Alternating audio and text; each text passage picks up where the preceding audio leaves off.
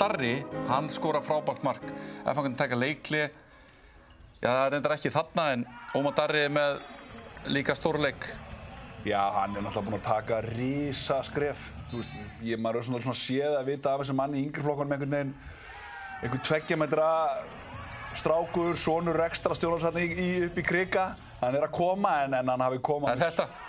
Hann hafi komið með svona bengi inn í þetta F-lið. Ég meina, Einar Sindri þetta meiðist bara snemma í haust og Ómar Darri einhvern veginn neyðist þannig til þess að spila bara fleiri mínútur. Ég hugsa svo sem að planið hefði verið kannski að drilla aðeins betur inn í þetta, en hans haust og hans fyrstu 10 leikir eru stórkostlegir.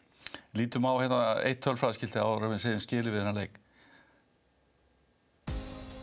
90% skotnýting. Við höfum getað tekið Jón Bjarna út sko því að... Það lakkaði. Nei.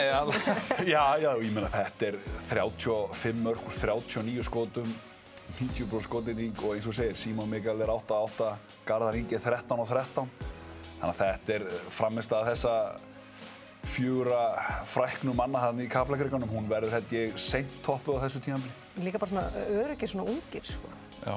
Það er bara vel gert. Jón Bjarni hífur upp meðalaldurinn að það. Já, það er svona, kannski... Svolítið honum ekki það.